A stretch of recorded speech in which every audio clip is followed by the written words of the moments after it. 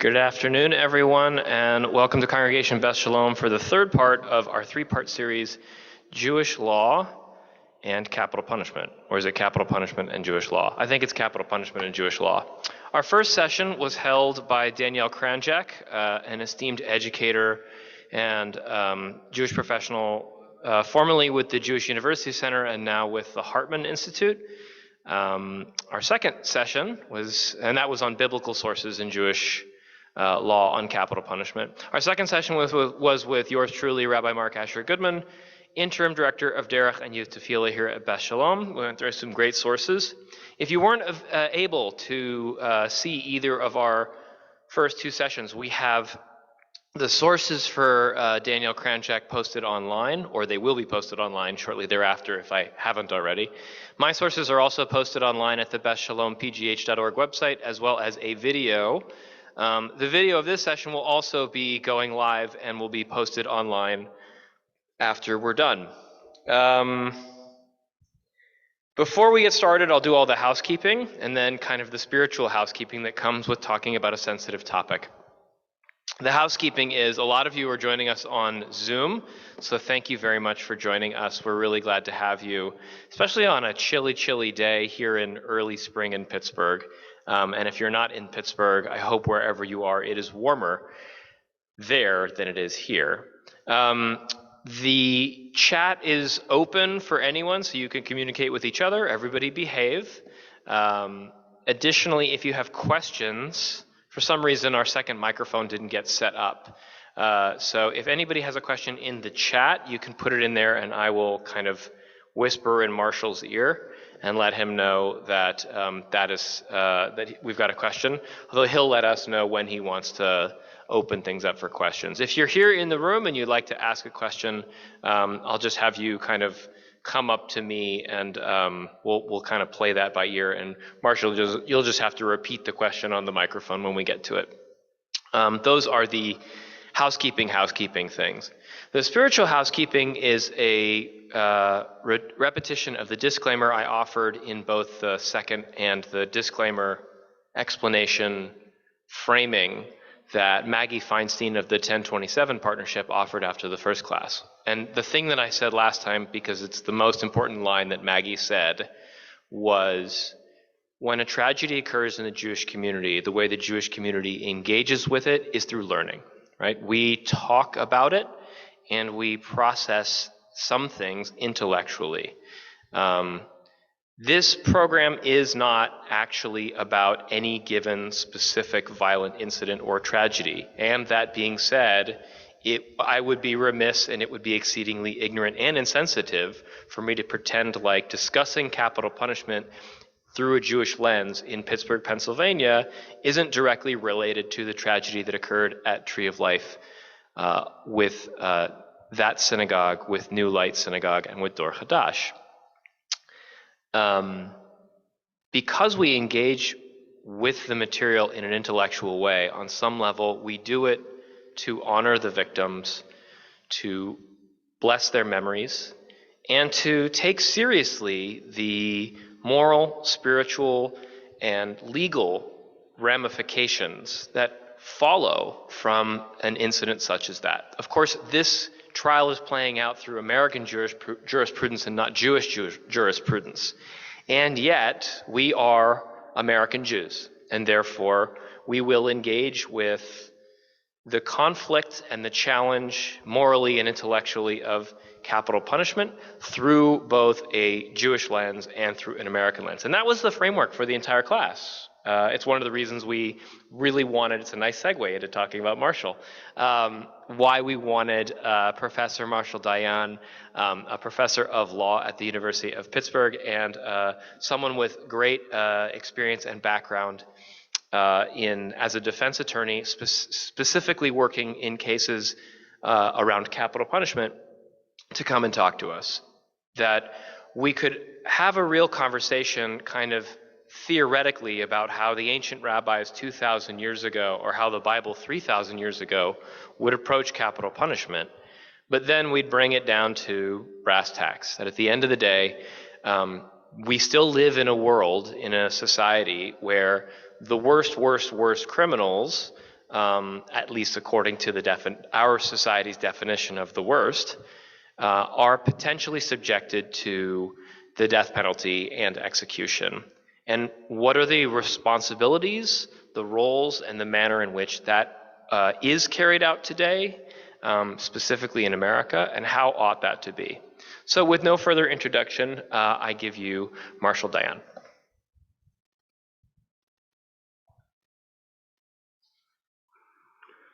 Thank you, Rabbi Goodman. With your permission, I'm going to remove my mask so that people can hear me better. I want to start with a brief bracha. So indulge me, please. Baruch atah Adonai Eloheinu melech haolam asher kitshanu b'mitzvotav la'asok b'divrei Torah. Blessed are you, Almighty, our God, ruler of the universe, who sanctifies us by your commandments and enjoins upon us the duty to study the words of Torah. So, just as a recap, a very brief recap, as Rabbi Goodman shared with you earlier, 2 weeks ago, we focused on biblical sources about capital punishment, and I will quickly remind you that among the things that we saw 2 weeks ago is that Torah absolutely calls for capital punishment in certain circumstances, but narrows the class of cases for which the death penalty may be applied, and has some procedural safeguards. The biggest procedural safeguard is the requirement of witnesses, plural. So there has to be at least 2, if not 3 witnesses for a capital prosecution. And Torah distinguishes between intentional homicide and unintentional homicide. We learned last week, thanks to Rabbi Goodman, that the rabbis drew on those Mosaic sources and implemented a set of procedural rules with regard to the implementation of capital punishment. And in particular, I just want to remind you who were here and those who were not, that the Mosaic requirement of 2 witnesses and the distinction between intentional and unintentional homicides were conjoined by the rabbis, who required that for any capital prosecution to proceed, the 2 witnesses had to warn the assailant before the commission of the fatal assault. Excuse me, sir, you do understand that if you go forward with this fatal assault, you will be sentenced to death. And only if those 2 witnesses heard an actual assent, or got an actual assent from the assailant before the fatal assault, was there sufficient evidence to proceed with a capital prosecution. Now, I've been doing capital cases for 37 years, and I've never had a case in which there were 2 witnesses who tapped my client on the shoulder prior to his assault and warned him that he could be facing the death penalty, and heard him assent that he understood that. But that's what the rabbis required. So, with that sort of very brief recap, we're going to start to talk about American law. I teach a class at Pitt as an adjunct professor of law, and so what we're about to do usually takes me 15 weeks of 2-hour sessions a week. We're going to do all of that in about 2 hours. So buckle up. So we start with, just as in Jewish law, we start with primary sources, so too in American law we start with primary sources. The primary source in this case is the 8th Amendment to the United States Constitution, which prohibits cruel and unusual punishments. The 8th Amendment initially applied only to the federal government, not to the state governments, but when the 14th Amendment was passed after the Civil War, The 14th Amendment includes that no state shall deprive any person of life, liberty, or property without due process of law, nor deny to any person within its jurisdiction the equal protection of the laws. And so that due process clause of the 14th Amendment ultimately came to be interpreted to incorporate the protections of the 8th Amendment against incursion by the state governments. So now, the 8th Amendment protection against cruel and unusual punishments applies not only to protect one against cruel and unusual punishments at the federal level, but also at the state level. There were very few cases interpreting the 8th Amendment between 1791 and 1972. There were a few, but not very many. Maybe 4 in that entire period of time. In 1972, the United States Supreme Court took on a frontal assault on capital punishment as a violation of the cruel and unusual punishments clause of the 8th Amendment as guaranteed against state incursion by the 14th Amendment. Now, when the court took that case in 1972, there had been about 10 years of litigation sort of not doing a frontal assault on capital punishment, a straightforward 8th Amendment assault, but there had been several cases that attacked the constitutionality of the death penalty beginning around 1963. And the reason that this started around 1963 was that particularly in southern states, but across the country, the death penalty was clearly being applied more frequently to African American defendants than to white defendants.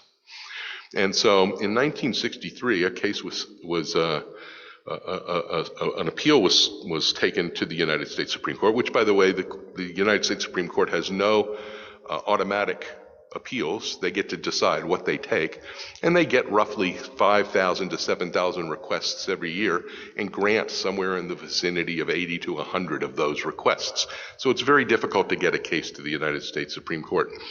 But in any case, in 1963, someone sought review in the United States Supreme Court, and it was a man from Alabama, an African-American man, who was sentenced to death for a rape. And the argument was that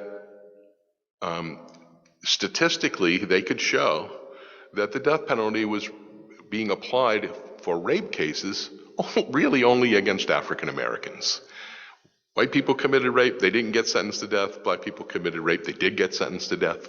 The United States Supreme Court declined to accept that case. But in a dissent from the denial of certiorari, in a dissent from the refusal to take the case, Justice Arthur Goldberg writes, and he says, we really ought to take a look at this because the death penalty is being applied in an arbitrary and discriminatory way. In fact, if it's not arbitrary, it's certainly discriminatory because it's being applied against African Americans disproportionately. And that began a decade of cases being taken to the United States Supreme Court. Sometimes they granted cert, sometimes they didn't grant cert, and it was all around the edges. In 1971, a case goes to the United States Supreme Court on the basis that the death penalty violates due process, that violates the 14th Amendment, not that it violates the 8th Amendment's prohibition on cruel and unusual punishment, but that it violates due process because it's so arbitrary. What do I mean by arbitrary? So for the last 50 or 60 years, there have been anywhere between 13,000 and 20,000 homicides in the United States every year. When homicide rates are up, it's closer to 19 or 20. When homicide rates are down, it's closer to 13 or 14 or 15, but it's always been in that range for the last 50 or 60 years. At its height, in the last 60 years, 90 people have been sentenced to death a year. Now, there are less than 30 people who are sentenced to death a year in the United States. So, the question became, how do you distinguish between the 19,970 homicides and the 30 homicides, right? And the argument was made that there was really no way to distinguish it. The court rejected that argument and said that the death penalty did not violate due process, that the states clearly it was the court clearly acknowledged that yes, jurors have discretion and they use this discretion, but the fact that there was discretion didn't mean that they were erroneous in who got death and who got life. It could be that they should have been sentencing more people to death, but they were being merciful, for example. One justice, in a concurring opinion, Justice John Marshall Harlan, writes in 1971 that it's impossible for human beings to identify beforehand what cases should be capital and what cases should not be capital. It's just way too hard and it's impossible to do. But he did not carry the day, and he wasn't actually saying that the death penalty did violate due process. He was just noting that the discretion that jurors have to sentence to life or to sentence to death can't really be helped. And there's going to be arbitrariness, and that doesn't violate due process. But he noted at least that there was this arbitrariness. A year later, the United States Supreme Court granted a straightforward assault on capital punishment under the Eighth Amendment, Cruel and Unusual Punishments Clause. And in that case, Furman versus Georgia and two companion cases, the United States Supreme Court held 5-4 that the death penalty, as it was then being applied in the United States, did in fact violate the Cruel and Unusual Punishments Clause of the Constitution, and 570 some death sentences across the country were overturned. And death rows across the country were emptied, and all of those people were resentenced to life without parole. Just as a brief aside, there have been studies of the recidivism rate among those nearly 600 people who were released from death row, and the recidivism rate is tiny, less than 1%. But in any case, it was a 5-4 decision, and there was really no unifying opinion written for the court. It's what we call a per curiam opinion, and it was barely 3 sentences, and each justice, all 9 of them, wrote separately, 5 concurring with the 3-sentence opinion of the court, and 4 dissenting from the opinion of the court. So people thought after that decision the death penalty in America was over. But states reenacted death penalty statutes starting in 1973, and 38 states reenacted capital punishment statutes, and they basically took 2 approaches. One approach was, well, if the court said it's arbitrary, so how do we eliminate arbitrariness? We're just going to make it an automatic penalty for anyone who commits first-degree murder. Mandatory death sentence for anyone who commits first-degree murder. The other approach that states took was that they followed the Model Penal Code. And the Model Penal Code is legislation drafted by the American Law Institute. The American Law Institute is an organization of law professors and practitioners and judges who bring the very best ideas and together and hammer out what they consider to be the model approaches for all areas of law, contracts, torts, all property law, and including criminal law. And so the American Law Institute created this Model Penal Code, and here's what they said about capital punishment in the Model Penal Code. That if the idea is to try and identify those cases which are really the worst of the worst, the way to do that is to identify aggravating circumstances, that is, factors about the crime or about the identity of the victim or about what was the motivation for the crime or about who the offender was that made this particular case worse than other homicides. Everybody follow me? Okay. The second part of the Model Penal Code statute on capital punishment was that you've got to take into consideration who the offender is. For example, should someone who commits a homicide at age 17 be treated the same as someone who commits a homicide at age 35? 17-year-olds are more immature, they're more susceptible to being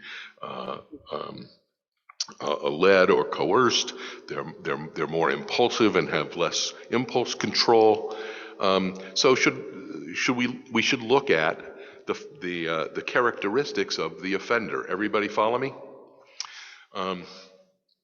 So there was a list in the Model Penal Code of mitigating circumstances, such as at the time of the offense, the defendant's ability to appreciate the criminality of his conduct or to conform his conduct to the requirements of law was impaired.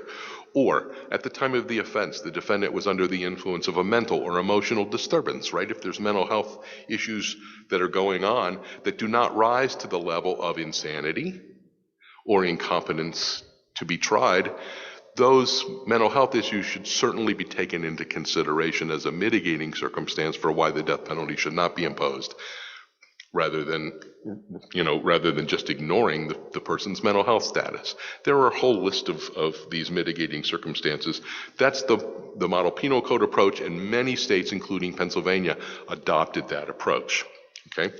In 1976, the United States Supreme Court took another group of death penalty cases, including one on your list, Gregg versus Georgia, to analyze these two different kinds of statutes: the mandatory death penalty statutes and the what are called guided discretion statutes. In other words, they imposed on juries some guidance for how the juries would decide who was sentenced to life versus who was sentenced to death, not just leaving it open. In Gregg versus Georgia, the United States Supreme Court upheld the guided discretion type of statute. Okay? They said that Model Penal Code approach was okay because it minimized, at least a little bit, the arbitrariness that had been a hallmark of the death penalty prior to Furman versus Georgia, right? Juries didn't have complete discretion to either sentence to life or death. They had some guidance from the law. The court also struck down the mandatory death sentences. Why?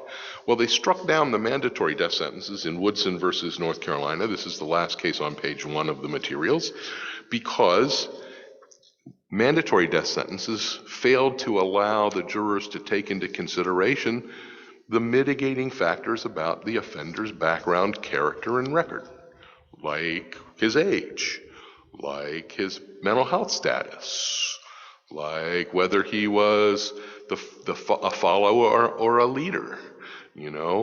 Think about, for example, the D.C. sniper case. Many of you might remember from a while back.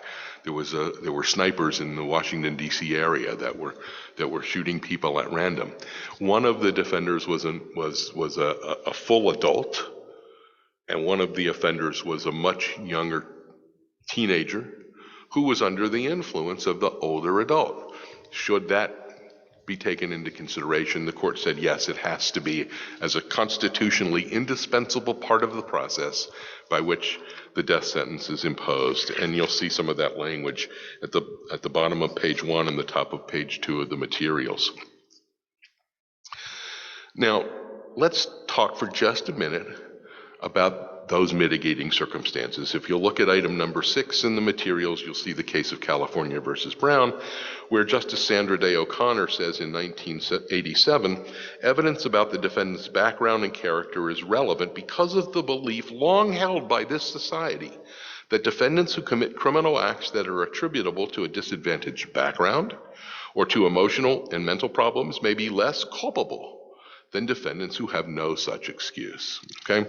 That gives you a sense then that when you hear about an awful crime on the news, and sadly all too often we all do, when we first hear about these awful offenses on the news and we think to ourselves, that person should be sentenced to death, we're missing a major component of American law, which is we can't really make that decision based solely on the circumstances of the crime.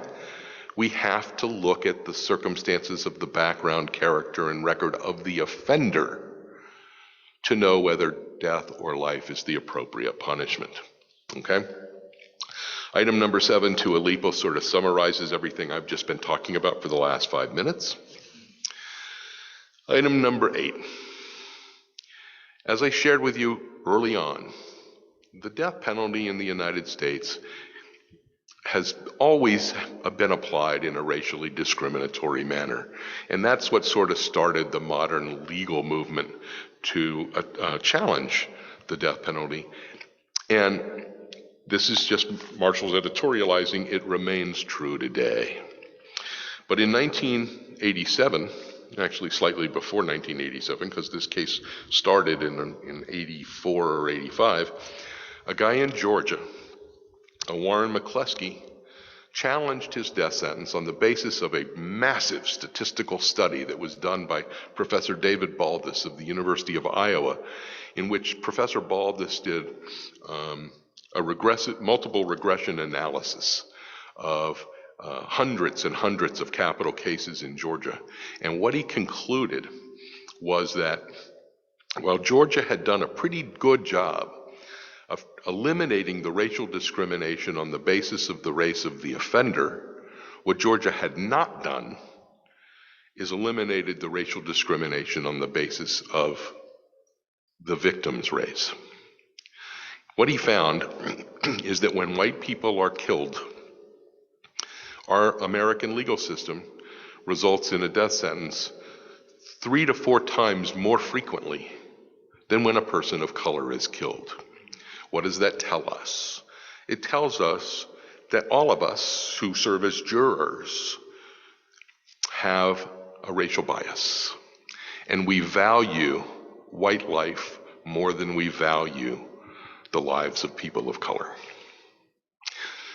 Nevertheless, though the United States Supreme Court assumed the validity of that study, the United States Supreme Court rejected by a 5-4 vote the challenge to the Eighth Amendment, to the death penalty under both the Eighth Amendment, as well as a challenge to the death penalty under the 14th Amendment's Equal Protection Clause. And if you want to remind yourself, you can flip back to page 1, United States Constitution, 14th Amendment. No state shall deny to any person within its jurisdiction the equal protection of the laws. And so Warren McCleskey challenged the death sentence both on Eighth Amendment grounds and on 14th Amendment equal protection grounds, lost 5-4. Justice Lewis Powell was in the majority, voted to reject McCleskey's claim. But a few years later, after he had retired and John Jeffries, a University of Virginia law professor, was writing his biography, he asked Justice Powell whether he had any regrets about any decisions that he had participated in at the United States Supreme Court. Justice Powell said yes, one.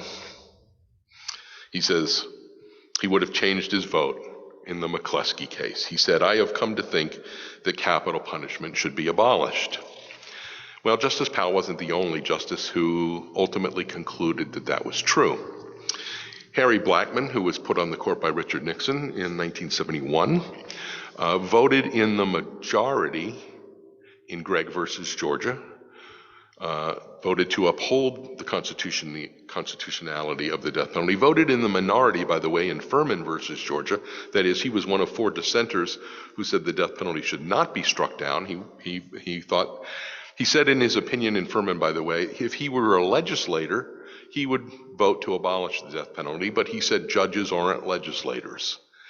And the legislators passed the death penalty in their wisdom, and that his job as a judge was not to sort of make a primary decision about whether the death penalty was good or bad public policy, but was to look at the legal question. And in his view, at that time in 1972, the legal question, in response to the legal question, he thought the death penalty was not unconstitutional. As you can see at the bottom of page 2 of the materials in Callens versus Collins, this is again a case where someone asked the United States Supreme Court to take the case. The United States Supreme Court declined to take the case, and Justice Blackmun writes a dissent from the denial of the request to take the case. And he says, at the bottom of page 2, you'll find this language. The court has chosen to deregulate the entire enterprise, that is the enterprise of imposing the death sentence. Replacing it would seem substantive constitutional requirements with mere aesthetics, and abdicating its statutorily and constitutionally imposed duty to provide meaningful judicial oversight to the administration of death by the states. From this day forward, I no longer shall tinker with the machinery of death. So he announces in 1994 he has tried for 20 years, more than 20 years, to make the death penalty constitutional, to regulate it in a way that made it fair in imposition, that made it less arbitrary, that made it less discriminatory. He said, it's impossible, can't be done, I've tried, and I'm no longer going to continue to try. I think the death penalty should be struck down. Now, in response to that, Justice Scalia says,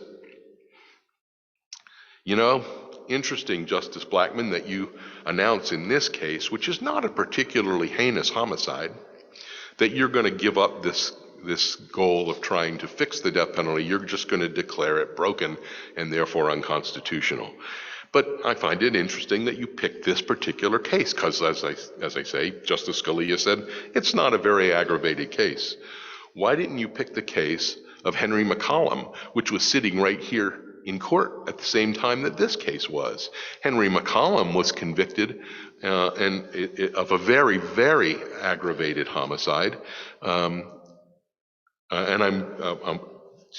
people, if you don't want to hear this, step away for a minute or turn your volume down. Henry McCollum was convicted of the rape and murder of a young girl, and her underpants were forced down her throat and she suffocated. He said, why didn't you pick this case? Why didn't you pick the McCollum case instead of this not very aggravated homicide that you picked? He says, lethal injection for Henry McCollum is a way easier death than what this little girl, Sabrina Bowie, suffered. Okay, that was Justice Scalia's sort of retort to Justice Harry Blackmun. I represented Henry McCollum in a retrial in 1991. He was originally tried in the late 80s for a murder that took place in 1984. He and his brother were both intellectually disabled. Henry was the smarter of the two. His brother Leon had an IQ of 55. Henry had an IQ of 67. They both were held in custodial interrogation for as long as 8 hours. During the course of those 8 hours, Henry repeatedly and over again said, I didn't do this, I didn't do this, I didn't do this, I just want to go home. And finally, the law enforcement officers said to Henry, just sign this piece of paper and you can go home. So Henry signed the piece of paper and got up to leave. This is all on video, by the way. He gets up to leave, and the officers say, where are you going? And he says, well, you said if I signed this paper, I could go home. And the officer said, well, the paper you signed was a confession to the rape and murder of Sabrina Bowie. You're not going anywhere. Henry McCollum and his brother Leon Brown were convicted of first-degree murder, rape, and they were both sentenced to death. Their convictions were overturned in 1988 on a technical legal issue related to the instructions that the jury got. And I was the third lawyer, the least experienced, but the third lawyer on his retrial. Henry kept saying to me, Marshall, I didn't do this. And I said, yeah, Henry, I know that you say that, and I want you to know I believe you. But we already know that a jury is unlikely to believe you because you've already been convicted once. The jury is going to want to blame this little girl's death on somebody, and you're the person who's going to be sitting there. I'd like it if you'd let us put on a diminished capacity defense because you're intellectually disabled. We don't think that you could have formed the deliberation, and deliberation has a specific definition in the law, and it means that you have to fully understand the consequences of your actions We said to Henry, we don't think you can deliberate. We don't think you were capable of deliberation. Let us put on a defense of lesser included offense of second-degree murder, which is not death eligible, and share with the jury about your intellectual disability. And finally, after months of trying to persuade Henry, he let us put on that defense. In spite of it, he was convicted again and again sentenced to death. He spent 31 years in prison, and in 2014, he was released from prison after he was exonerated. There was no DNA evidence available in the mid to late 80s when he was first tried, nor was there DNA evidence in 1991 when he was tried the second time. There were cigarette butts found at the crime scene. There were beer cans found at the crime scene. Those beer cans and cigarette butts were tested for DNA. His DNA was not on any of those things. His brother's DNA was not on any of those things, but the DNA of another man from that county who lived 500 yards from where that little girl's body was found, his DNA was on those cigarette butts and beer cans. And when he was confronted, he admitted that he in fact raped and killed Sabrina Bowie. And so in 2014, Henry McCollum was exonerated from the capital crime for which he was convicted. And I was down in North Carolina just last year testifying at a civil suit against Robeson County in the state of North Carolina, and Henry and his brother were awarded $75 million. That doesn't bring back all of those years that he spent in prison for a crime he didn't commit.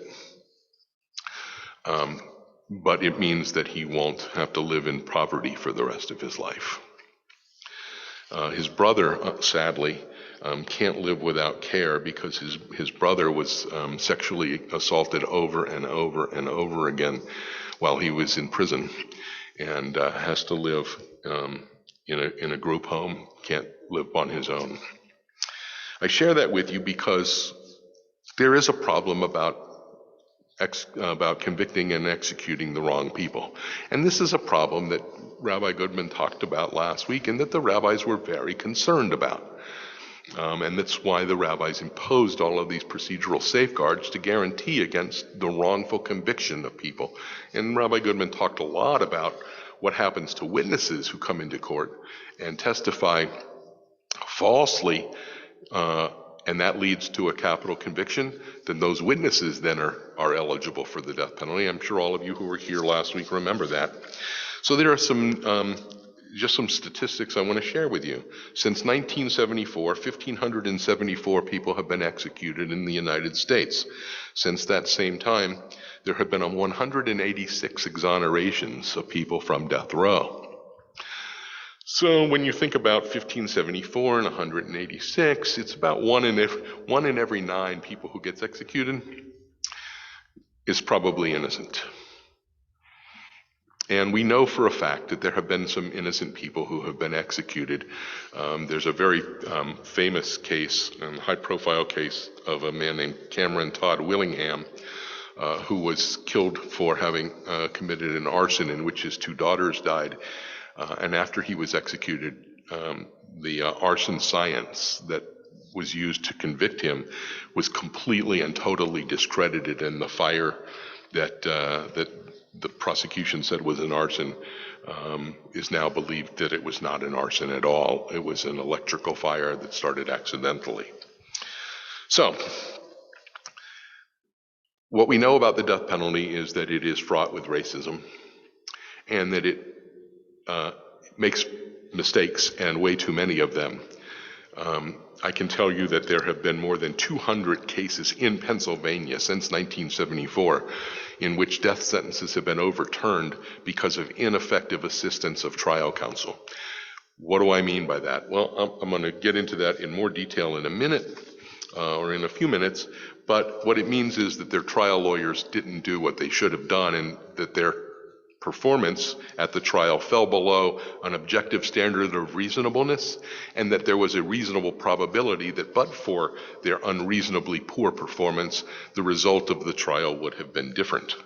So the problems of race discrimination, innocence, ineffective assistance of trial counsel, and prosecutorial misconduct, that is, failing to turn over exculpatory evidence that prosecutors are duty-bound to turn over, results in overturning of not just dozens, not just scores, but hundreds of convictions and death sentences across the country.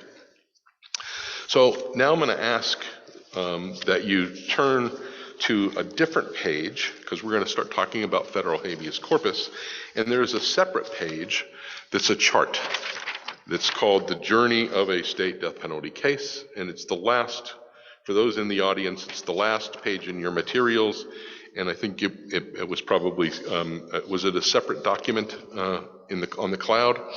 So there's a separate document, and it's The Journey of a State Death Penalty Case. If you start with me at the top left, there's a trial, just like there is in any kind of criminal case.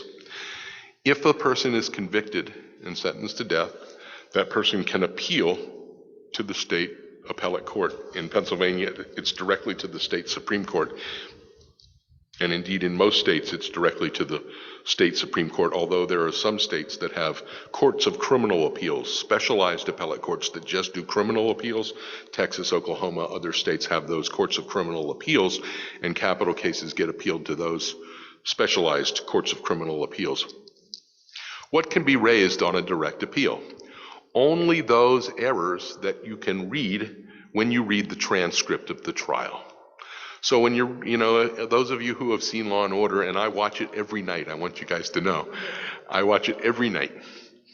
And if you watch Law and Order, you know that during course of trials, lawyers stand up and say, "Objection, Judge." Now on Law and Order, whoever has done the thing that prompts the objection will often say, "Withdrawn." That doesn't happen in real life, actually. But a direct appeal can only be legal issues that arise when somebody says objection. If somebody doesn't say objection, then there can't be an issue on direct appeal. Everybody with me? So what if you have a lawyer, as Calvin Burdine did in Texas, who slept through vast portions of Calvin Burdine's trial? He wasn't awake to say objection. And so there could have been lots of things, and I'm confident there were lots of things that slipped by because Calvin Burdine's lawyer was asleep. And so, if I'm an appellate lawyer, I'm reading that transcript and I'm going, oh my goodness, the prosecution did this, the prosecution did that, but there's no objection, so I can't raise it on appeal. It's called a contemporaneous objection rule. Every jurisdiction has it. And so those things that are not objected to don't get raised on appeal.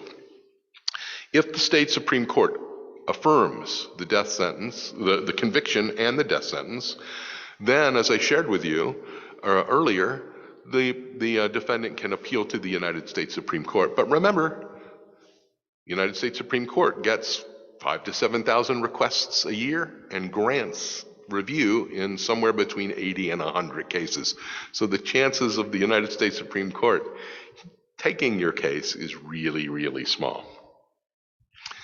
If in fact you've had your direct appeal, your conviction and death sentence were affirmed, you've sought a cert from the United States Supreme Court, but that review was denied, then you can file a state post-conviction petition. What is post-conviction? Well, what about legal claims that you can't read from the face of the transcript because someone has not said objection? I'll give you an example. I'm charged with a murder on Sunday afternoon, March 13th at 2:50 in the afternoon. And the murder took place in Upper St. Clair. And I'm charged with this murder. Somebody said, I saw that guy He was a short, kind of fat guy with a beard. And the police said, oh, we know who that is. That's that troublemaker, Marshall Dayan. And so they come and they arrest me, and I'm charged with this murder in Upper St. Clair. Thankfully, I have some people here, both in person and online, who know that Marshall Dayan was not in Upper St. Clair at 2:50 on Sunday afternoon, March the 13th. And I tell my lawyer, I didn't do this. I couldn't have committed this murder in Upper St. Clair because I was in Beshalom Synagogue. And the lawyer, being a veteran criminal defense lawyer, thinks to himself, yeah, right, that's what they all say. Everybody says they're innocent. And he doesn't bother to interview any of you. And I'm convicted because the witnesses all say, we saw Marshall Dayan. We saw this short, bearded, fat man commit this homicide in Upper St. Clair. And I fit the description. And I'm convicted. And I'm sentenced to death. Well, there's nothing going to be in the trial transcript that says Marshall told his lawyer, talk to these people who were at this class on capital punishment and Jewish law on Sunday, March the 13th. He just didn't do his job. I can now bring, in state post-conviction, a claim of ineffective assistance of trial counsel because my lawyer failed to follow up on leads that I gave him. Okay, everybody with me? All right. What about if 2 years after I'm convicted and sentenced to death, I find out that the prosecution had in its file, the police actually had interviewed 2 other people who said, nah, these guys who say it was a short, fat guy with a beard, they're wrong. It was actually a tall, thin guy who was clean-shaven who committed that homicide. All right, that's what's called exculpatory evidence. It tends to show that I didn't do it. Prosecutors have a duty, a constitutional obligation to disclose that to the defense. But, you know, in an adversary system, guess what the goal is for the defense lawyer and the goal is for the prosecutor? Winning. And so the prosecution fails to disclose that there were 2 witnesses who say, no, those people got it all wrong. The shooter was a tall, thin guy who was clean-shaven. And I discover that because I'm in a bar, and I don't discover it because I'm sitting in prison, right, on death row. But somebody else is sitting in a bar having drinks and ends up meeting the guy who says, you know, it's really funny. This short, fat, bearded guy got convicted of this homicide, and I told the police that wasn't him. I was so surprised that he got convicted. And that person who's sitting in the bar and hears this calls my new lawyer and says, I just heard some stuff that you might be interested in. Everybody with me? And my lawyer then goes to the prosecution and says, can we see your files? And he says, sure, you know, your guy's in prison and is under sentence of death. You can see whatever you want. And my lawyer looks through the file and he says, oh, look at here. Here are those police officers' notes of the interview with the man that says that the assailant, the murderer, was a tall, thin guy who was clean-shaven. And I take that to, my lawyer takes that to court and says the state had a duty to disclose this to the defense and did not disclose it to the defense. And had the defense had that evidence, there's a reasonable probability that the result of this trial would have been different. Judge says, you know, I agree with that. And I get a new trial. So ineffective assistance of trial counsel, prosecutorial misconduct for failing to overturn, failing to disclose exculpatory evidence. What's another kind of issue that you can bring that you can't read on the face of the transcript?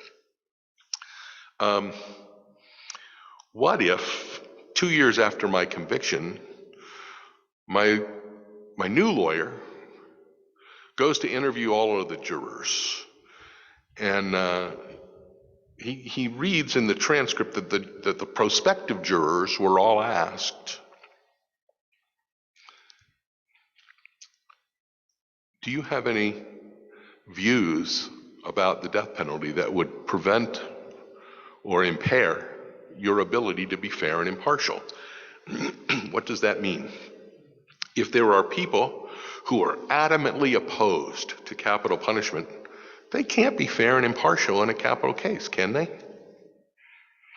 If there are prospective jurors who are adamantly in favor of the death penalty, if someone is convicted of murder, then they can't be fair and impartial in making the decision whether someone should be sentenced to life or to death, because they can't fairly consider life. They believe, they say, oh, we believe in an eye for an eye, having, of course, no idea what that means. They believe in an eye for an eye. That is, if someone is found guilty of first-degree murder, boom, they should be sentenced to death. That person can't be fair and impartial on the question of the penalty. What if I find out, when my lawyer goes to interview the jurors, that one of the jurors lied and said, oh, I was never going to vote for life. You know, the minute that Dayan was convicted, as far as I was concerned, I didn't have to listen anymore, because I believed then and I believe now that if you're convicted of murder, you should be sentenced to death, period. There's nothing that's going to convince me otherwise. That prospective juror lied to get on the jury, and that's something that I would not see from the face of the transcript of the trial, that when I read the face of the transcript, I couldn't have raised that on direct appeal, so I can raise that in state post-conviction. Everybody follow me on this? So those are the kinds of claims, non-record-based claims, that is, claims that you don't see from the transcript. Those are the kinds of claims that you can raise in state post-conviction. So I file a state post-conviction in the trial court. If I'm denied, I can appeal that again to the Pennsylvania Supreme Court here in Pennsylvania, or to the appellate court in whatever jurisdiction I'm in.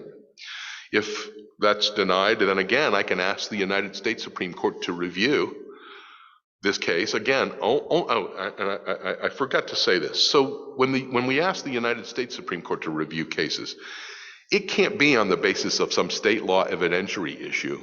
It's got to be a federal issue. The United States Supreme Court has no jurisdiction to decide about a state evidentiary issue or any other kind of state law issue.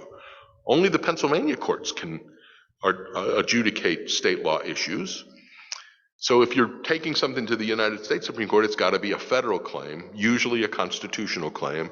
So that's why we talked about the 8th Amendment and the 14th Amendment. Those are the kinds of issues that you can take to the United States Supreme Court. Okay, so United States Supreme Court denies review. We're now done 2/3 of this chart.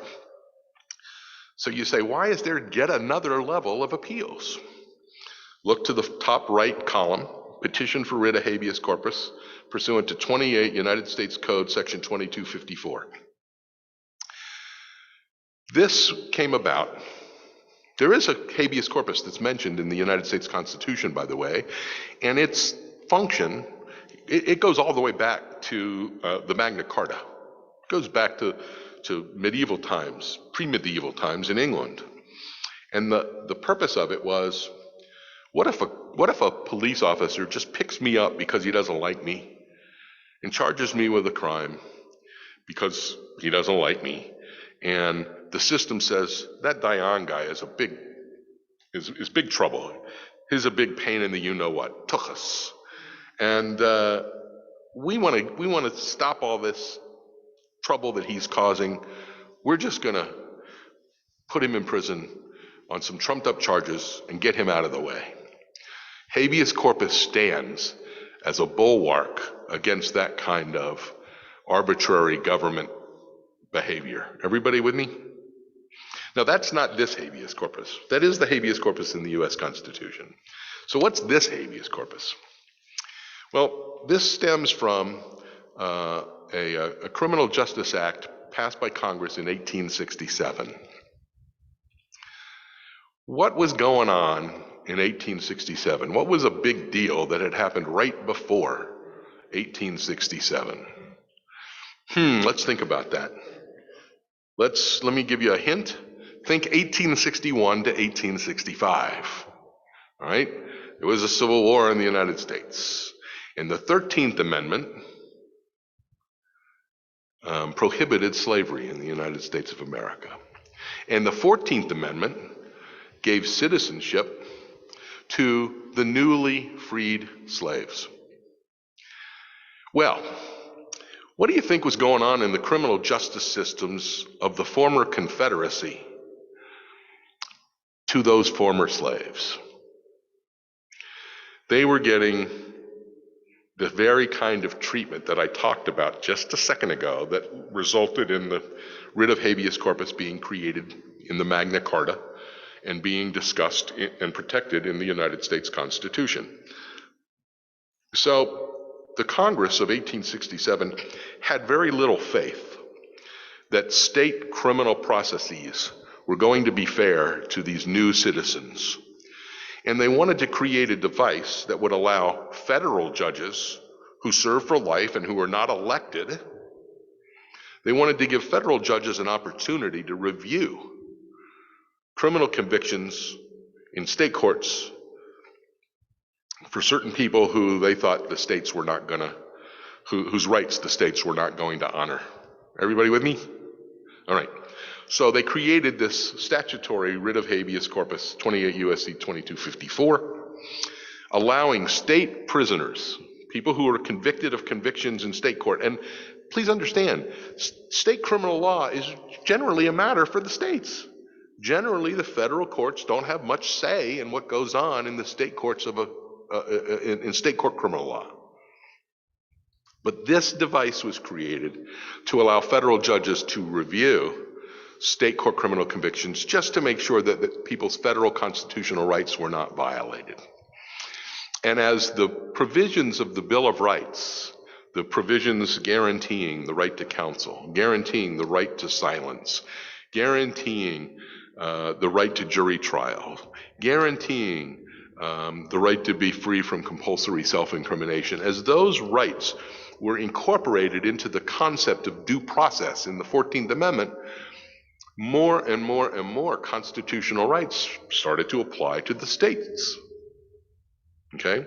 And so, federal habeas corpus expanded as those rights expanded. Everybody with me? Okay. So, you can petition for a writ of habeas corpus in U.S. District Court on the same kinds, and now anything that you raise in federal habeas corpus has to have been already presented in state court, and that's called exhaustion. In other words, if the federal courts are going to get their hands into stuff that's really none of their business, which is state criminal matters, then they want to give the states the first opportunity to correct any constitutional flaws. So they say, if you want to bring something in a federal habeas corpus petition, you better bring it to the state court first. Secondly, what if you bring an issue that you brought to the state court, but the state court says, hey, sorry, I can't rule on that because you didn't object at the time of the trial. And we talked a few minutes ago about this contemporaneous objection rule. What if I spy an issue in a transcript and I say, oh, this is a good legal issue. Oh, it wasn't objected to in state court. Well, that's okay, I'm going to bring it in federal court because it's a federal constitutional right that was denied to this person. The federal courts say, out of comity and federalism, out of respect for the role of state courts in their own criminal proceedings, if the state court says, we can't review this claim because it wasn't objected to in a timely fashion, then the federal courts will honor that ruling and say, we won't review it either because it wasn't objected to in a timely fashion. Everybody with me? So there are lots and lots and lots of cases I've worked on where there were real serious constitutional violations that occurred at state court trials, but because there was a state procedural rule that says you got to object to it when it happens, and you got to be standing on one leg and patting your belly. And you did object, but you weren't standing on one leg and patting your belly, so therefore, we're not going to review it. If the state court says we're not going to review it, then the federal court honors that and says we're not going to review it either. If I petition for writ of habeas corpus and I lose, I can appeal to the United States Court of Appeals. Here in Pennsylvania, that would be the United States Court of Appeals for the Third Circuit. When I worked in North Carolina, that was the United States Court of Appeals for the Fourth Circuit. There are 11 circuits plus a federal circuit plus the DC circuit. But since we're talking about state capital convictions, it's really the 11 circuits of the federal courts of appeals. They can review those federal constitutional claims that I raised in a petition for writ of habeas corpus. And if I lose there, I can again ask the United States Supreme Court ultimately to review the case. And if the United States Supreme Court denies me, then our last gasp is to ask the governor for clemency. But that's the entirety of the journey of capital case litigation. So let's go back to the other handout, where we were talking about the law, where I said we would start talking about the law of federal habeas corpus. Coleman versus Thompson is at the bottom of page 4, and it stands for the proposition about what I just told you. If you have a state if you have a state rule, and the defendant's lawyer doesn't follow the state rule, and the one I've been using, the example I've been using is a contemporaneous objection rule. In Roger Coleman's case, this case that went to the United States Supreme Court from Virginia, Roger Coleman didn't have a court-appointed lawyer, so a big law firm in Washington, D.C. took on Roger Coleman's case pro bono. And they filed the state petition for writ of habeas corpus that you see on the chart. That would be step 4. They filed that in the Virginia trial court, and they lost. And then they sought to appeal it to the Virginia Supreme Court, except they were 1 day late. And because they were 1 day late, the Virginia Supreme Court said, we're not going to adjudicate any of these claims because you were 1 day late, and our rules are that you have to file within 30 days, not within 31. So none of those claims were adjudicated in state court. Roger Coleman then petitioned for writ of habeas corpus and argued that he should be allowed to, he should get review in federal court of these significant and substantive federal constitutional claims. And the case went to the United States Supreme Court, and the United States Supreme Court said no. If there is a state independent and adequate procedural ground for the reason why the state court did not adjudicate the claims, we are going to honor that. Okay? That was in 1991. In 1996, Congress modified the federal habeas corpus statute and imposed statutorily this exhaustion requirement, that is, that you have to present the claim in state court before you can present it in federal court. That had been court law, but it had not been in the statute, and they put it in the statute. They also said, we really think that we shouldn't be developing new law. Law's not static, law moves. We shouldn't be developing new law in habeas corpus cases. We shouldn't hold the state court to do something that we don't even didn't recognize at the time of the trial, and that we're going to recognize years later. That seems unfair to us. And so, in 1996, Congress modified the habeas statute and said, any claim that was raised in state court and adjudicated in state court, you cannot get the writ of habeas corpus granted in federal court unless the state court decision resulted in a decision that was contrary to or an unreasonable application of clearly established federal law as determined by the United States Supreme Court. Let's say the state court adjudicates this federal constitutional claim, and 3 years later, the United States Supreme Court, in a completely different case, says that what the state court did 3 years ago was wrong. Okay, not in the same case, but in a different case. That issue comes up again in a different case, and the federal law changes. Federal habeas petitioners don't get the benefit of the new understanding of the law. Everybody follow me? Okay. So the reason that I mention that now is because there's a very, very famous habeas case that involved a Jewish man. And that's item number 16 on your list. and that's the case of Frank versus Mangum. Leo Frank was a manager of a pencil factory in Atlanta, Georgia. He had moved to Atlanta from New York for this job. And a little girl, Mary Fagan, was found dead. The last person to see her alive was Leo Frank, who gave her pay on a Saturday morning. Shows that he shouldn't have been at the factory on Saturday morning. In any case, Frank is charged with the murder of Mary Fagan, and he's tried in downtown Atlanta in the summertime, and it's hot as all get out, and the courthouse windows are open, and there's a mob outside of the courthouse chanting, "Kill the Jew." And Frank is convicted. And the judge is so worried about Frank's safety that the judge refuses to allow Frank to be in the courtroom at the time the verdict was read, because the judge was concerned that the mob was going to storm the courthouse and grab Frank up and lynch him then and there.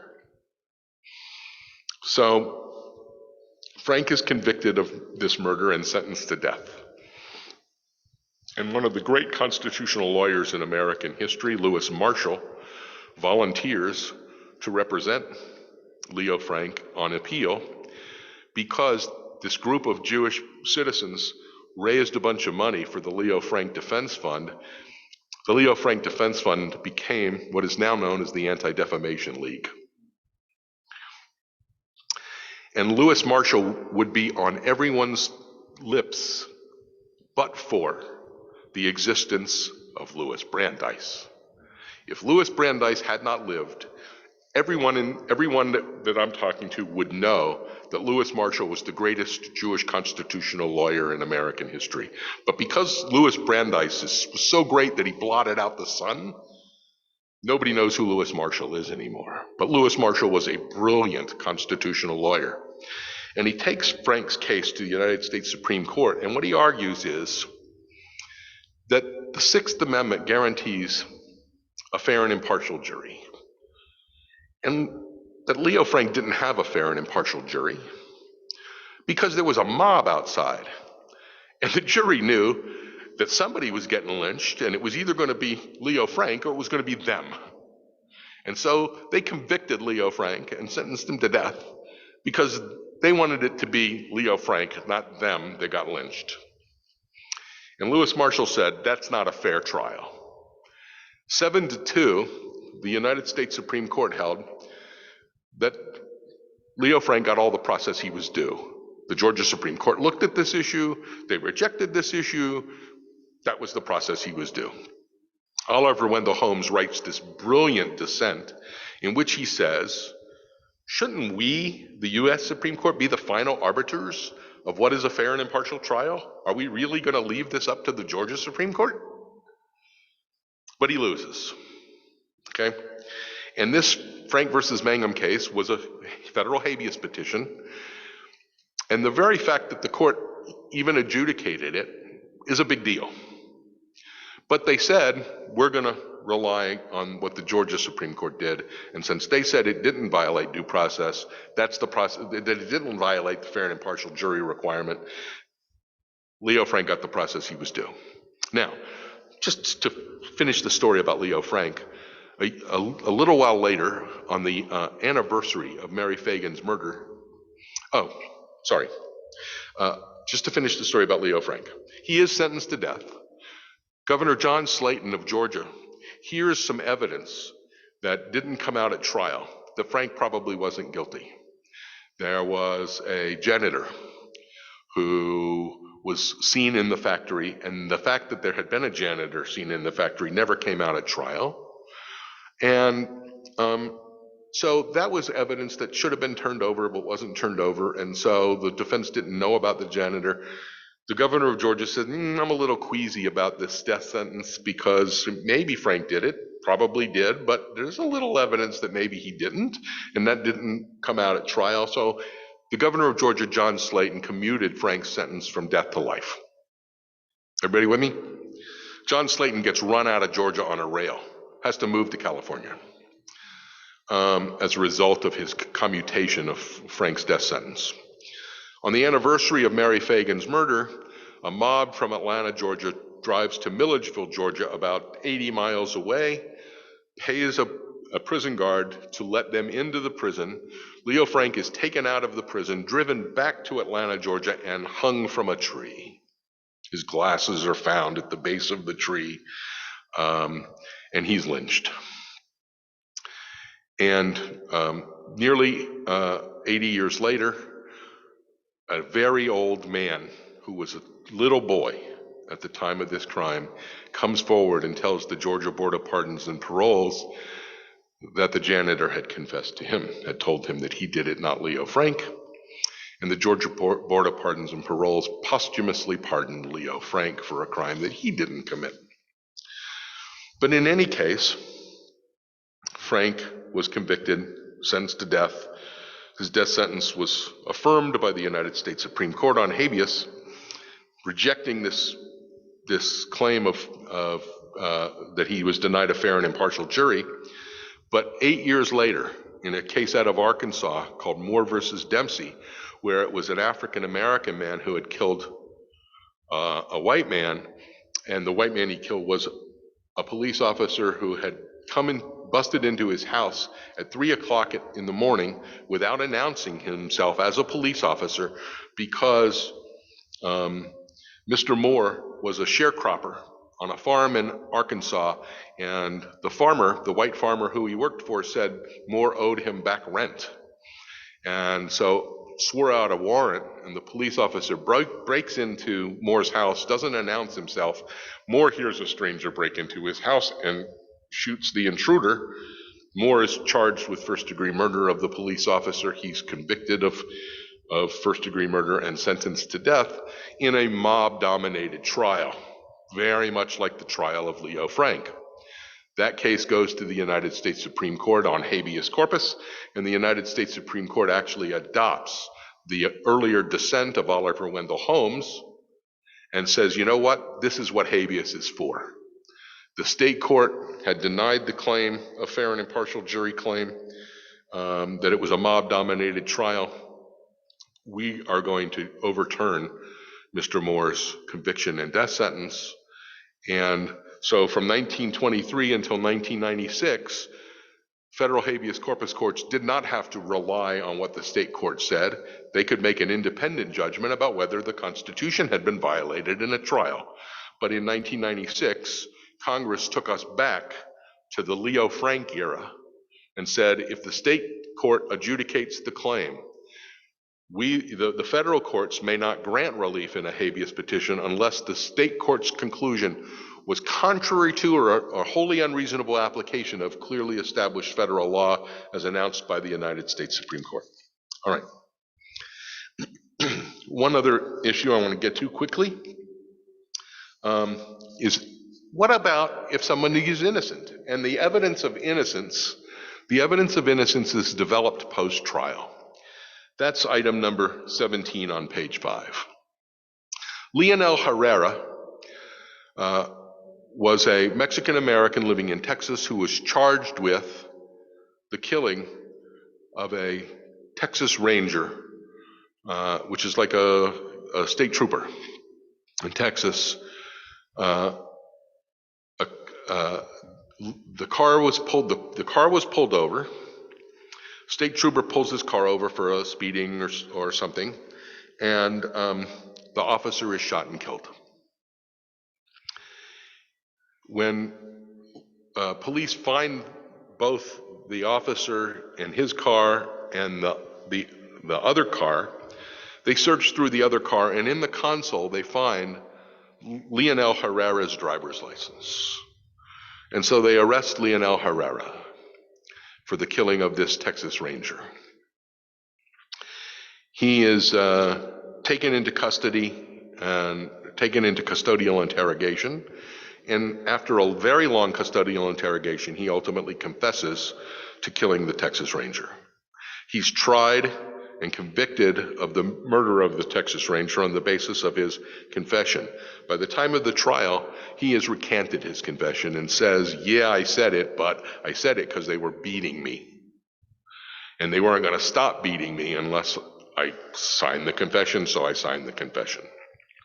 Nevertheless, in spite of his recantation, he's convicted. Several years later, his older brother, Raul Herrera, who was also in prison, dies.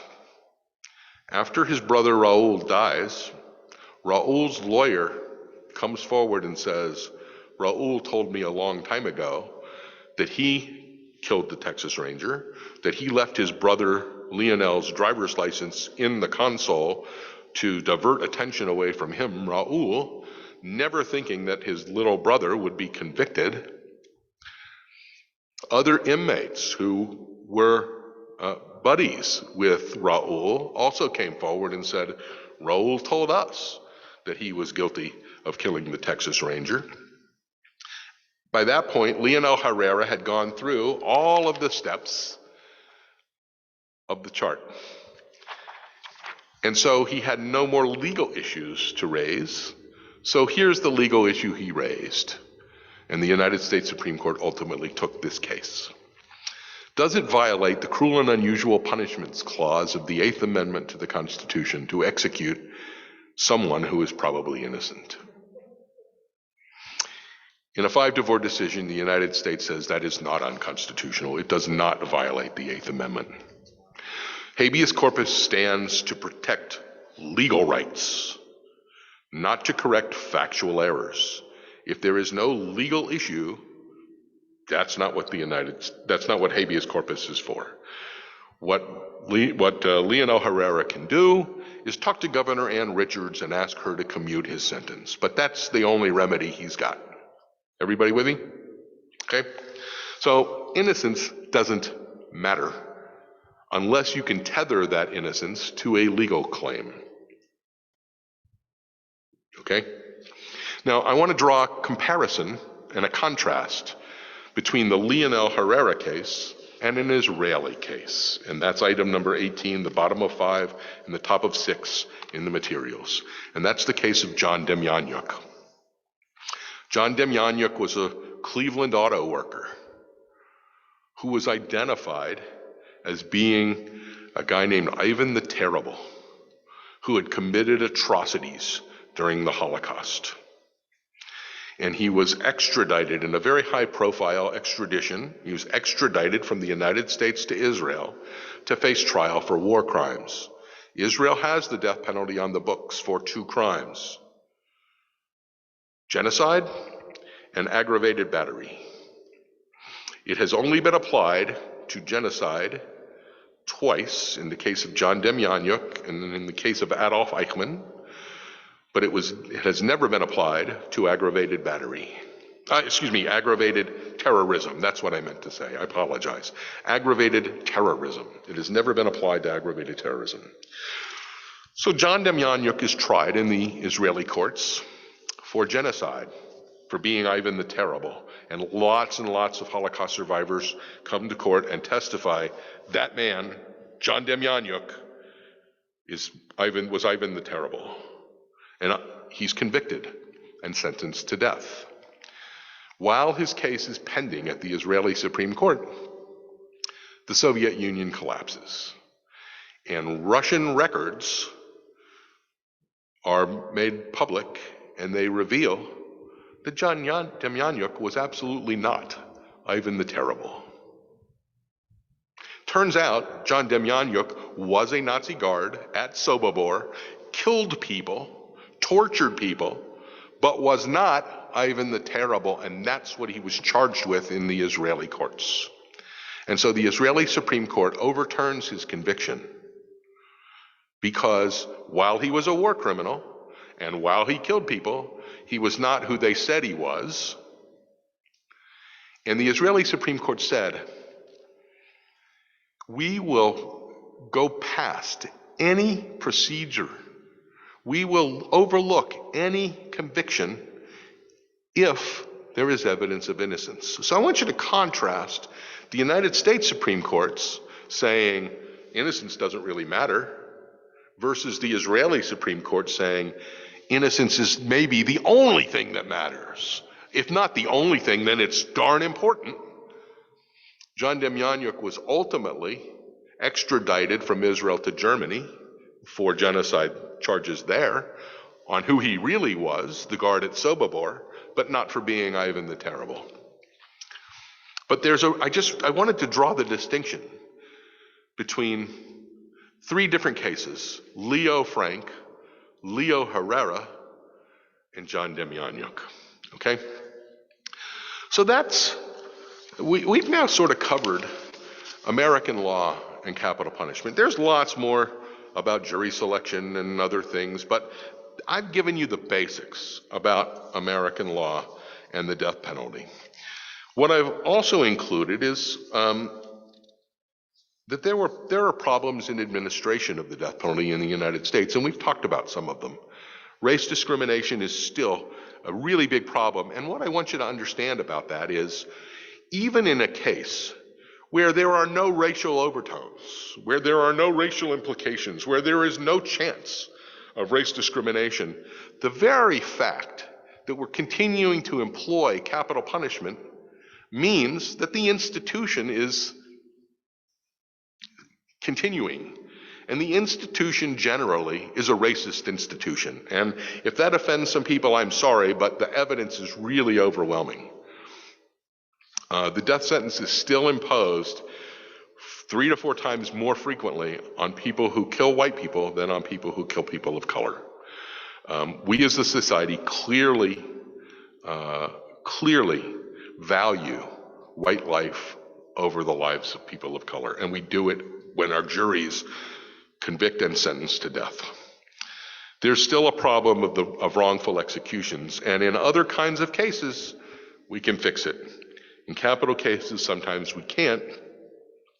So Cameron Todd Willingham was executed for a crime that he didn't commit. There's rampant ineffective assistance of trial counsel in these cases, and I'm not saying in every case it's not true, but there's an awful lot of it. And there's rampant prosecutorial misconduct, and I'm not saying that's true in every case. Again, I'm not saying that, but there's a lot of it. And there's a lot of it because it's an adversary system of justice, and everybody wants to win. And so sometimes you cut corners because you want to win. So, in 1997, the American Bar Association passed a resolution calling for a moratorium on the death penalty because of those problems in the administration of the death penalty. And that remains on the books. What do American Jewish institutions have to say about the American system of capital punishment? Well, every single stream of Judaism has taken institutional positions against the death penalty in the United States. What used to be the UAHC, but it's now the URJ, the Reform Movement, did so as early as 1959, when the Central Conference of American Rabbis, the CCAR, passed a resolution calling for abolition of the death penalty. That position has been reaffirmed several times, including a 1999 resolution about race discrimination in the criminal justice system more generally, but in that resolution about race discrimination in the criminal justice system more generally, the URJ reaffirms its opposition to capital punishment because, among other things, it's racially discriminatory. United Synagogue of Conservative Judaism also speaks about abolition. In 1996, the Rabbinical Assembly, the Organization of Conservative Rabbis, resolved to oppose the adoption of death penalty laws and urge their abolition in states that have already adopted them. And in 2013, and Rabbi Goodman talked about this last week, in 2013, the Committee on Jewish Law and Standards wrote a teshuvah. Is that also called a responsa, Rabbi?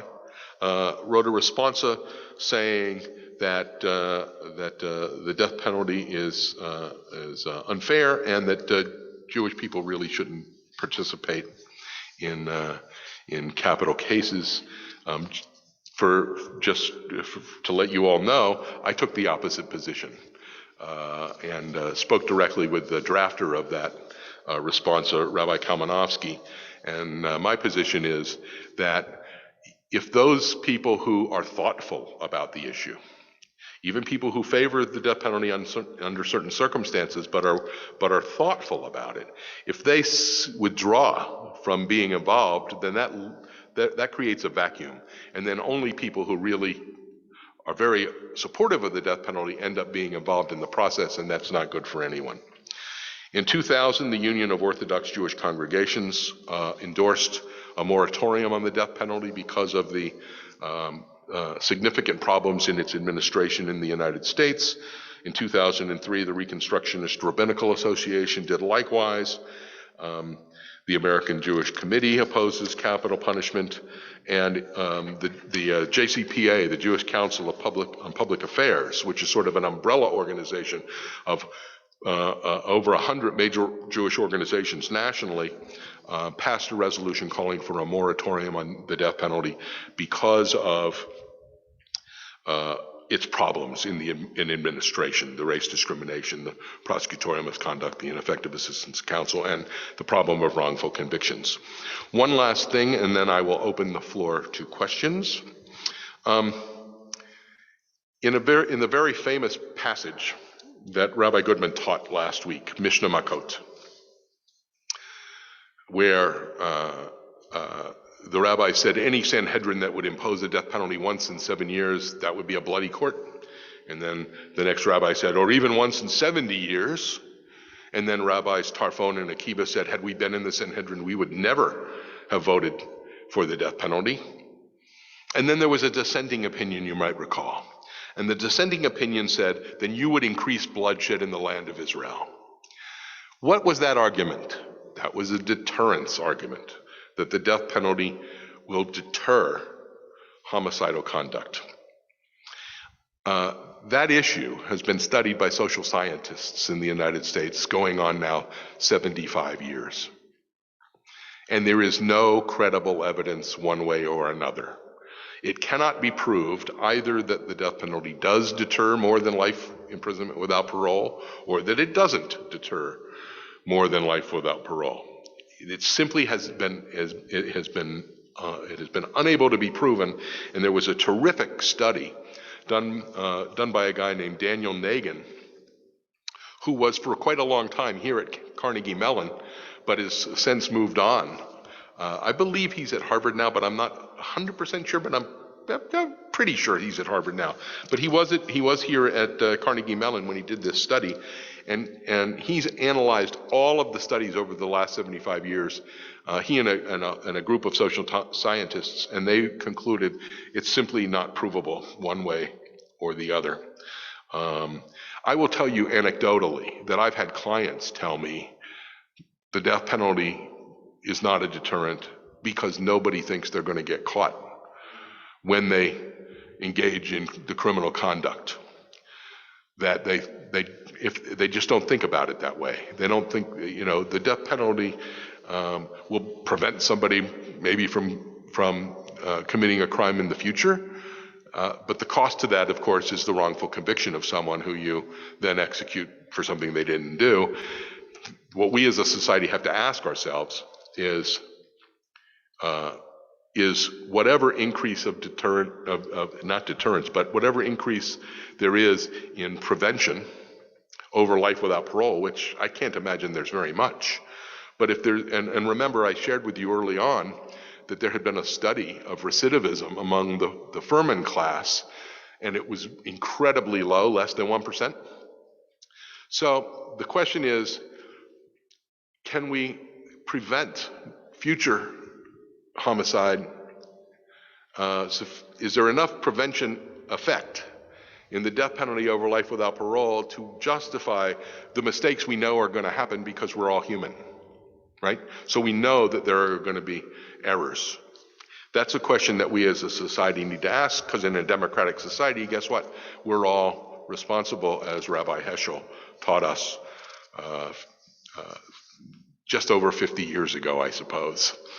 This is the 50th anniversary of Rabbi Heschel's death, his 50th Yortzeit year, and I thought it was an appropriate way to end the session today. So I'm glad to take any questions that anyone has, and thank you all for your time. I know that this was really chock full of substance, and I on the one hand, I apologize for that, but I really wanted to give you a sense of what American law on the death penalty is.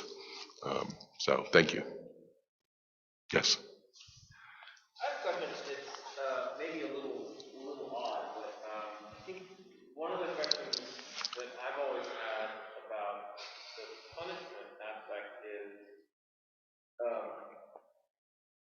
what is the most, and it's a little off the topic of where you've been going with all these great sources, like what's the most just thing to do in a situation where you want someone to pay for the crime? What I mean by that is, have you considered or discussed or studied or talked about in class the idea that life in prison is a more fitting punishment for a person than execution, especially in the sense that one is very instantaneous and one is very long-lasting?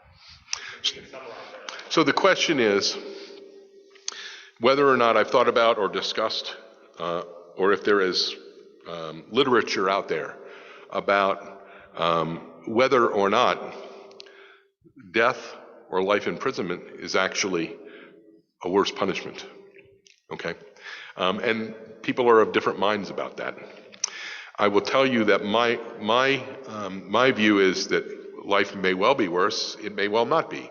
If it were me, because I believe so strongly that having been created B'Tselem Elohim, in the image of God, that I have this obligation, this sacred obligation, to work to better the world, and that I can do that from anywhere, including inside an 8x12 cell. So for me, personally, I want to continue to do everything that I can do, and I've had clients who said this to me, that they wanted to continue to do everything that they could do to better the world. I actually had a client, he was executed in 1994. He had initially not wanted life without parole. He actually got on the witness stand after he was convicted of first-degree murder. He got on the witness stand at the penalty phase, and this is something I should have mentioned to you guys earlier, and I apologize. Capital trials are done in two parts in the United States. There's a guilt-innocence trial, and the jury goes back and deliberates as to guilt or innocence, and then there's a second mini-trial just on the question of punishment. Should it be life or death? He got on the witness stand at the penalty phase of his capital trial and told the jury, "You've convicted me, give me the gas." Because he didn't want to spend the rest of his life in prison. His preference was, kill me, it's easier. He was subsequently diagnosed and treated for severe bipolar disorder, and he became a completely different guy after he got treated. And he asked me, first, "Marshall, can I write the family and apologize for what I did?" I said, "Sure. You can do that. I don't want you to do it more than once, and I want you to know they're not going to accept it. But you're asking me, can you do it? Yes, you can do it." He did it. Subsequent to that, he asked me on another visit one day, he said, "Marshall, do you know any reporters that want to talk to death row inmates?" I said, "Yeah.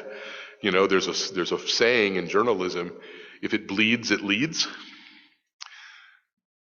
Death penalty cases are always interesting to reporters. Why? He said, "Well, you know, I was undiagnosed with bipolar disorder when I committed this crime. I've since been diagnosed, and since I was been treated pharmaceutically, I realized the enormity of the horror that I caused. You know, that I deprived a wife of her husband, that I deprived children of their father, that I deprived parents of their son. I want to try and talk about that to the media. I'll answer any questions those reporters have about anything else, but I'd like to get that story out because there might be some other undiagnosed people out there, and if they hear about my story, maybe they'll go seek treatment, and maybe I can try and do something to help balance the karmic scales, because I really, really made a terrible, terrible, terrible mistake." Okay? So we actually did that the last couple of years of his life. And his story was ultimately presented on the Phil Donahue show. For those of you who don't know who Phil Donahue was, he was the predecessor to Oprah Winfrey, and he had a television show, and on the morning that my client David Lawson was executed, his story got told on the Phil Donahue show. So he changed his mind, Rabbi, from wanting to die to wanting to live because he found some reason. He found some reason to live that he didn't have at the time of his trial. That's just anecdotal evidence. It doesn't really systematically answer your question, but I hope it gives you some answer to that question. Are there other questions? Yes, sir.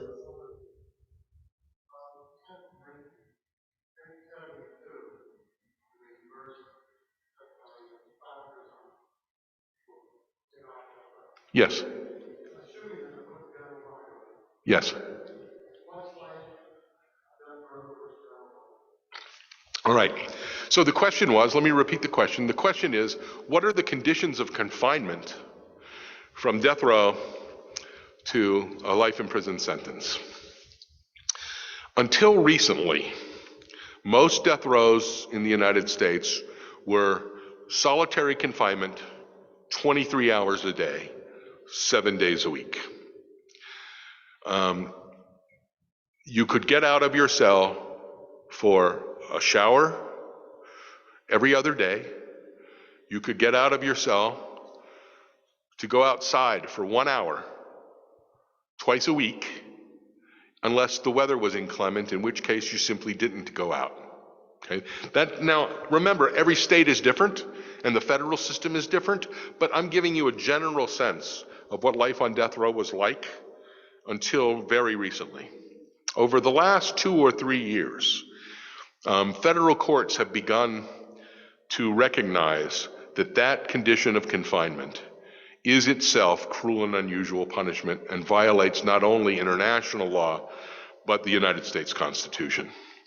And so there is somewhat more freedom within the prison, even for those people who have been sentenced to death. So, for example, there's a consent decree here in Pennsylvania that just was put into place within the last 18 months, where death row inmates are still not part of general population, but there are day rooms that have been set up, and they can be out of their cells and spend some time in these day rooms. They can go to the law library. They can go to the kiosk where they can send emails to their family members or friends. Each email costs 25 cents. They can make phone calls. They are allowed finally now to have jobs within the institution. They can lose those privileges based on their behavior, but they can have those jobs assuming that they don't have bad disciplinary records. Everything really turns on what someone's disciplinary record is within the institution, but they are not part of general population. If you're sentenced to life without parole, you are part of general population, and you can mix with a larger group of people, some of whom are there for life, but many of whom, and indeed most of whom, are not there for life. And so people come and go. It's still very restraining of freedom, don't get me wrong, but you don't have to stay in your cell all day long. People with life without parole, they're almost, even though we use the term like Department of Correction, or we use, there's almost no rehabilitation in American corrections anymore, or even the word corrections, right? There's very little rehabilitation. You used to be able to get Pell Grants to take classes. That the Congress got rid of Pell Grants for prison inmates. But you can work. You can go to religious services within the prison. You can buy things from the prison commissary. It's still incredibly restraining on one's freedom, but it's a little bit more free than being on death row. Does that answer your question?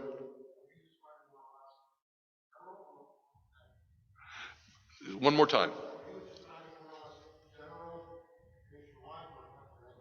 Both. Both. Because I've worked in Virginia, North Carolina, Mississippi, Delaware, Ohio, Missouri, and Pennsylvania. I've had capital cases in all of those jurisdictions, and so I have a pretty good sense of what's going on around the country.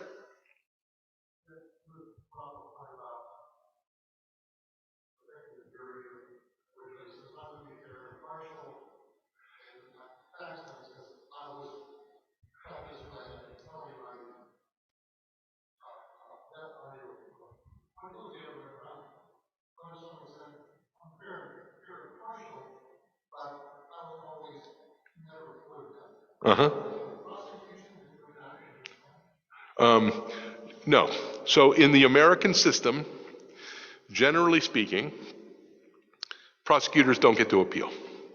There are some states where there is some appellate right for states, but generally speaking, in most American jurisdictions, there's no appeal process for the state on once the case has been concluded. There are, and that's true everywhere actually. The states where there are some prosecutors' rights to appeal have to do with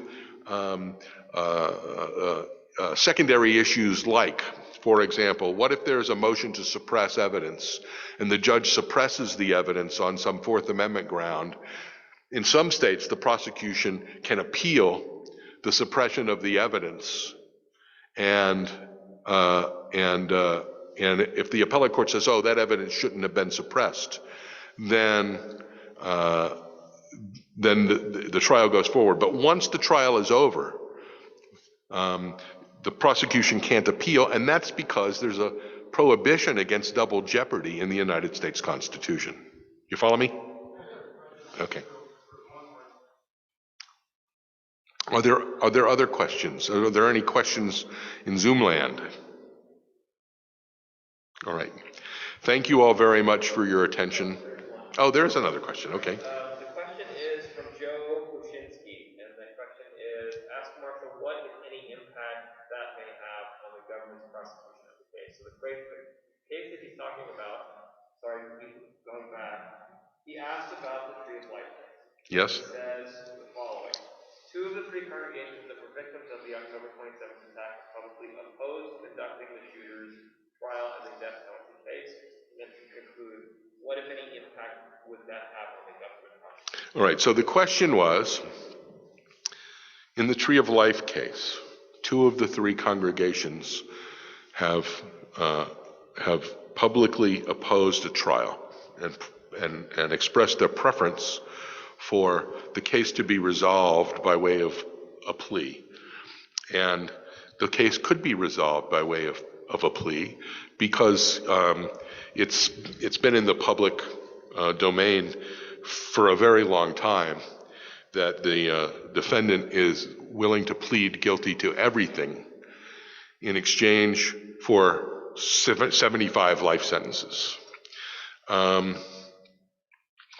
And so the question is, what effect does the public statement by these two congregations that they prefer resolution of the case by plea, what effect could that have on the process? It's a wonderful question. The Department of Justice in the federal capital system, the Department of Justice decides whether to prosecute someone capitally, and indeed, only the Attorney General, him or herself, can make the decision whether a case moves forward capitally. So the two congregations that wanted the case to be resolved without a trial expressed that to Attorney General Barr in the Trump administration. Attorney General Barr decided that this was going to be a capital prosecution nevertheless. Those same congregations have since expressed that same preference to Attorney General Garland. Once, however, a federal case has been authorized as capital, It then has to be deauthorized as capital by the Attorney General, and there's a formal deauthorization process which has not yet taken place. You know, I certainly can't, I'm not here to speak for those congregations. What I will do is remind everyone about our chart. And so capital cases take a very long time. And capital trials are not the end of the process. As you can see from the chart, they're just the beginning of the process. So capital cases go on for a very long time. On February 7th of this year, I filed a petition for writ of habeas corpus for a client here in Allegheny County whose crime was committed in 2001. Okay? So 21 years ago, the offense was committed, and we just now filed a petition in stage 6 on your chart. What happens because of this long process is that the community is re-traumatized every time the case moves from step to step to step. Why is the community re-traumatized? Because it becomes a news story. As I shared with you earlier, the journalistic aphorism, if it bleeds, it leads. So every time the case will move from step A to step B to step C, that's another news story, and there's a whole news cycle about about the case, about the facts of the case, about who was killed, about the defendant, right? Each time re-traumatizing people who were traumatized initially. And so it may be that those congregations understood the re-traumatization that occurs because of the process in capital litigation, none of which would happen if there were a guilty plea and a resulting boatload of life sentences. That would be the conclusion. So that's my best answer. John, did that answer your question?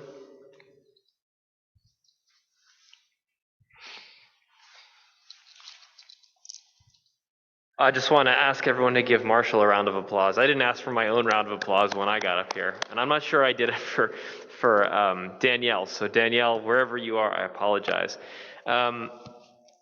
That's going to conclude our program for this 3-part series. If you missed any part of it, 2 of the parts are online, and the sources for all 3 are online. We really appreciate the community coming out for this program and supporting this.